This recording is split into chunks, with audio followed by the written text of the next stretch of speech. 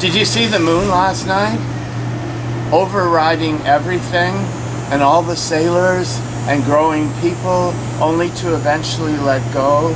Children, navigators, singers and swimmers in the streaming between here and there.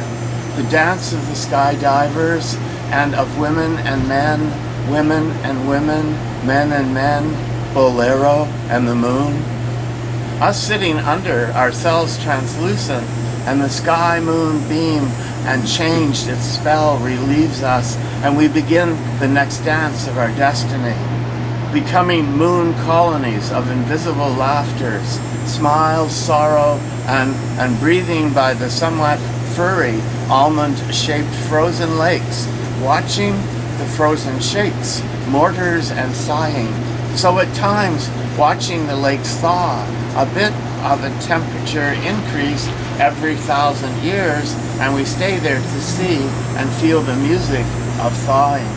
And the oak trees growing through the softening ice, and the melody and songs even of leaves and branches, and the icicle whiff, and winds play everywhere there, around and through us. The still, mostly frozen snakes look up at us, and whispering a slight melody ravels our attention and focus. Suck on some ice cubes and strident designs encrypted in the still freezing air, and touch. We are looking forward to the melting smiles and smooth bearing and languor. And he said about that time on Earth, he was somewhere on the 401. It didn't matter. Clear sky, warm winds, clear ahead. Sometimes the adventure is easy. We only want to sit and lay down and stand on the moon and watch and feel the thawing of the moon's reflected beauty to us, the gift of its energy to us. And without taking resources from the moon, that greed, a close friend writes me about, and all the moon spells for everyone, and a guaranteed minimum income for everyone deserves. Yes.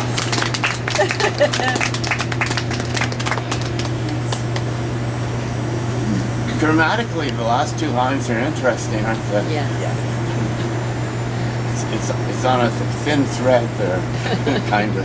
But I wrote that in 3 parts. First is mostly it, and then the second part came like a number of days later. The thing about the 401, and sometimes the adventure is easy. And then another 2 days, the last parts came, and I found a way to bring in the plea for the guaranteed minimum income now, which whenever I can work that into a poem, I'm very happy. Because it is what we all deserve.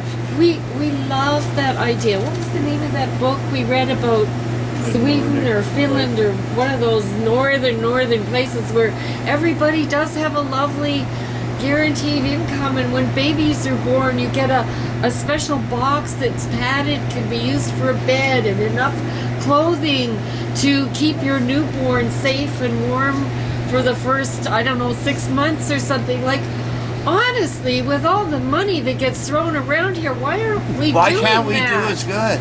Why can't we do that well for people? I know. You know? It's amazing that we don't yet. I know.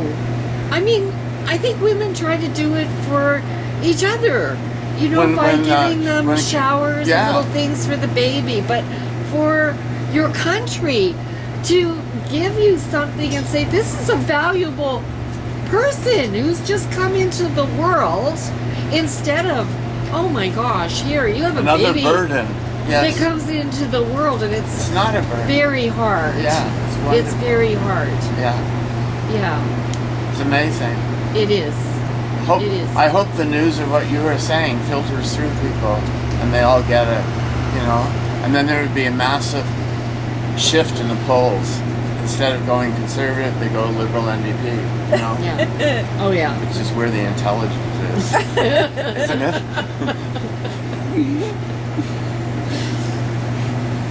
Did you want to read something?